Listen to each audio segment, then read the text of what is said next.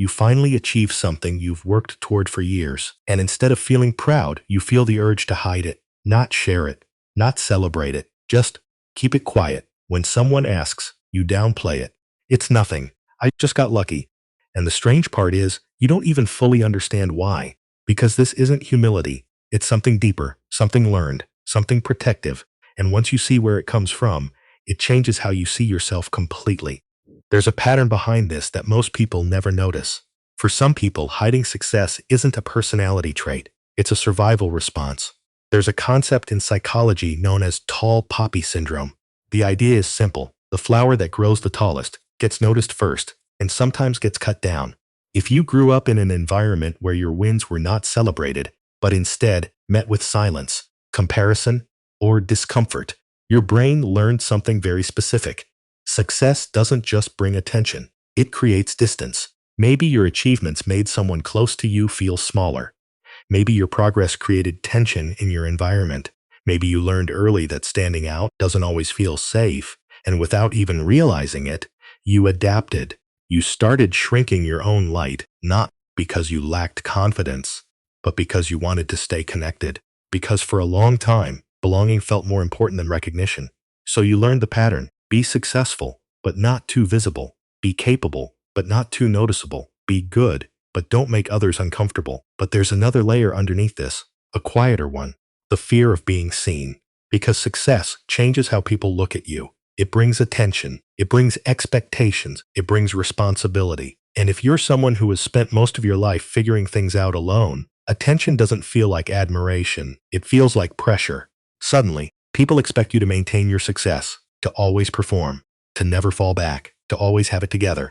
And that version of you, the always stable, always winning version, feels impossible to maintain. So your mind finds a way to reduce that pressure. If no one fully sees your success, no one can fully expect anything from you. And in a strange way, that feels safer, because invisibility feels controllable. Visibility feels like responsibility, and responsibility feels heavy. Then there's another voice, quieter than all of this, but more powerful. I don't really deserve this, but it rarely sounds dramatic. It shows up subtly, in how you downplay your achievements, in how quickly you dismiss your wins, in how you compare your success to others and minimize it. But beneath that thought is something deeper. It's not just self-doubt, it's uncertainty about stability.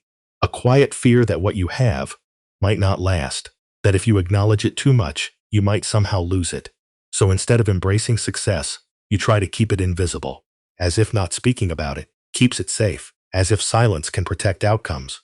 But over time, this pattern creates a cost. When you hide your success, you don't just hide information from others, you hide parts of yourself from connection. People around you start seeing a limited version of you, a filtered version, a smaller version. They see your personality, but not your progress. They see your presence, but not your growth. And slowly, something subtle begins to happen. You start feeling disconnected from your own life, because your internal reality and your external expression no longer match. On the inside, you're evolving. On the outside, you're staying the same. And that gap creates a quiet form of loneliness. Not the kind where you're alone, but the kind where you feel unseen even when people are around you, because they don't fully know who you are becoming. They only know the version you allow them to see. And the more you do this, the more automatic it becomes. You achieve something, you minimize it, you succeed, you dismiss it, you grow, but you hide the evidence of your growth. And eventually, this doesn't just become a behavior, it becomes an identity. The quiet one, the low-profile one, the I don't like attention one. But underneath that identity is often something much more human, a desire to be safe while still being seen. So the real question isn't just, why do I hide my success? The deeper question is, what did I learn would happen if people fully saw me? Because somewhere along the way, your mind made a connection, visibility risk, success distance, recognition pressure. And even if those rules no longer fully apply to your present life, your nervous system still behaves like they do. But here's what's important to understand. Your success was never the problem. The environment you adapted to was. And adaptation can be unlearned. Not by forcing confidence, not by pretending to be someone else, but by slowly allowing new experiences to overwrite old assumptions. Starting small, sharing one achievement with one safe person, not to seek validation, but to test reality, to see what actually happens when you are seen. And then noticing something important. Not everyone reacts with jealousy. Not everyone creates distance. Not everyone withdraws. Some people stay. Some people support you. Some people genuinely celebrate you without comparison. And those experiences begin to challenge the old rule your mind created, that success must be hidden to be safe. Over time, something shifts.